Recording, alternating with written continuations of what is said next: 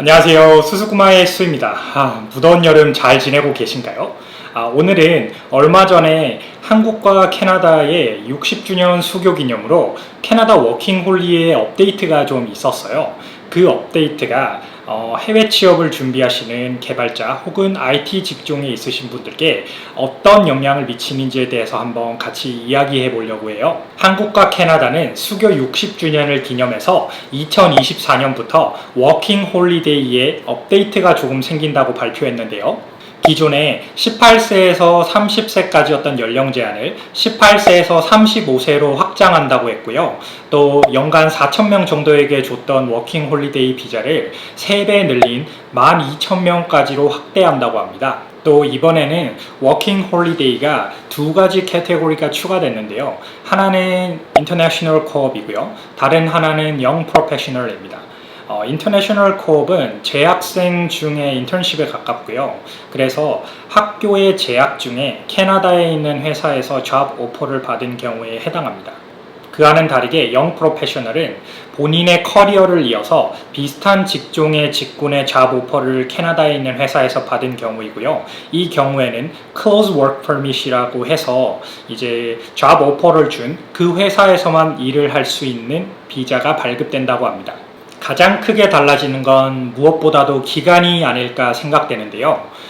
기존에 1년짜리 무연장 비자에서 이번에는 2년짜리 비자에 한 번의 연장이 가능해 총 4년 정도까지도 캐나다에서 체류하면서 합법적으로 일을 할 수 있는 기회가 주어진다고 하고요. 특히나 이 기회는 캐나다에서 이민, 영주권까지 생각하시는 분들에게는 정말 큰 기회가 아닐까 싶습니다.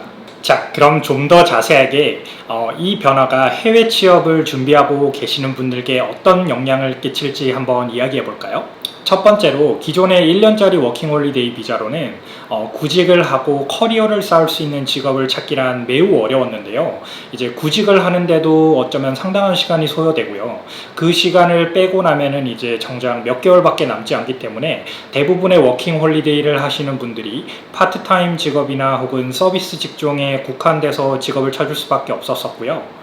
하지만 이번 변화로 IT뿐만 아니고 누구든 캐나다에서 커리어를 쌓을 수 있는 직업을 찾는 게 굉장히 쉬워졌다고 저는 생각을 해요. 특히 앞으로는 이민 정책이 어떻게 변화할지는 잘 모르겠지만 지금 현재의 이민 정책을 기준으로 4년의 시간이면 충분히 해당 조건을 만족해서 영주권을 받는 일까지 가능하다고 저는 생각을 하고요. 특히나 IT 직종에서는 제가 좀 자신감 있게 4년이면 충분히 가능하다고 말할 수 있을 것 같습니다. 기존의 개발자 혹은 IT 직종에서의 문제점은 처음에 워킹 홀리데이로 캐나다를 찾으면 이제 구직을 하는데 상당한 시간이 소요될 수가 있다는 거예요.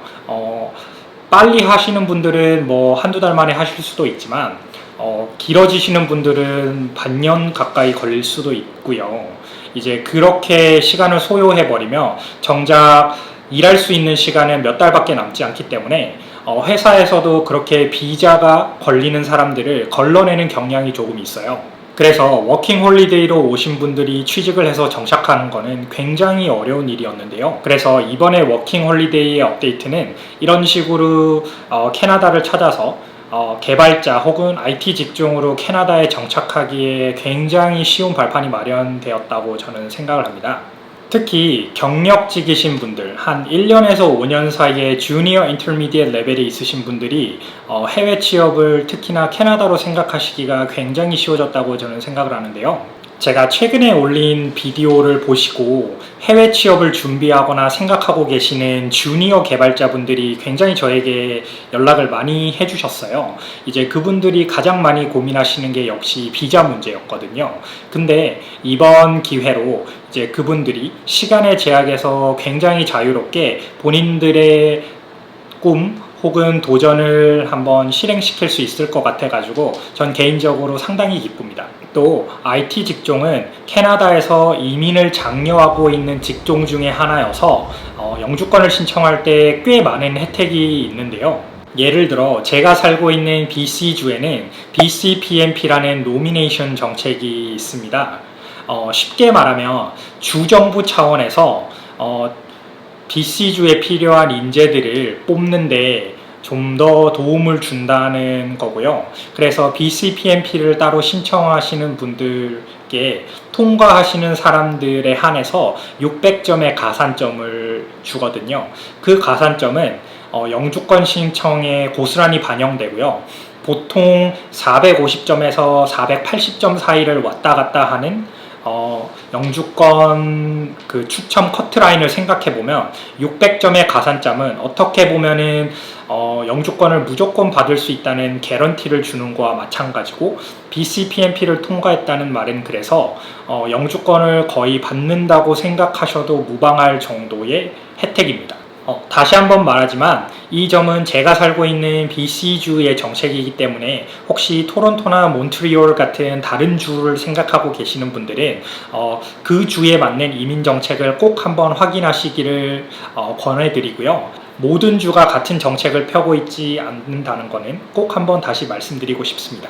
많은 분들이 영주권을 받는다는 게 영구적인 이민이 아니냐고 혼동하시는 분들이 있는데요. 캐나다 영주권은 5년짜리 오픈 워크 퍼밋 정도라고 생각하시면 돼요.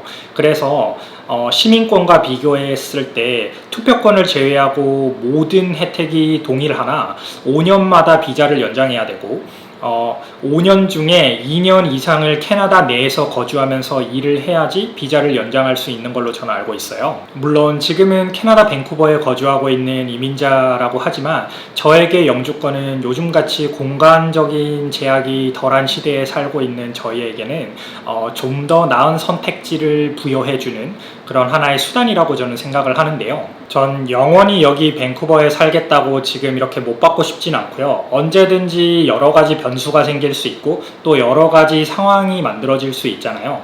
그래서 만약에 한국에서 일을 하게 될 좋은 기회가 생긴다면 또 그걸 마다할 이유는 없다고 생각하고 언제든지 돌아갈 수도 있다고도 생각을 합니다. 여기서 중요한 건 저에게 그런 선택지가 주어져 있고 제가 그거를 선택할 수 있는 능력이 있다는 게 저는 중요하다고 생각을 해요. 또 여러 기회를 놓고 보다 보면 나의 미래를 설계하는 데 좀 더 많은 도움이 될 거라고 저는 생각을 하고요. 젊었을 때 영주권을 따놓는다는 건 그런 기회가 넓어짐을 의미한다고 저는 믿습니다. 개인적으로 저번에 한국에 갔을 때 한 5개월 정도 머물면서 한국에서 저희 캐나다에 있는 회사로 재택근무를 했었어요. 처음에는 이제 밤낮이 바뀌어서 밤에 일을 해서 좀 고생을 했지만 나 스스로가 가족들과 시간을 좀 더 보낼 수 있고 이제 한국에 있는 친구들과도 시간을 좀 보낼 수 있어서 사실상 나에게 그런 능력과 선택지가 있다는 건 굉장히 매력적인 직업이라는 걸 다시 한번 깨달았습니다. 앞서 이야기한 업데이트는 캐나다를 첫 번째 해외 취업의 나라로 만들기에 굉장히 매력적인 조건들이라고 저는 생각이 되는데요.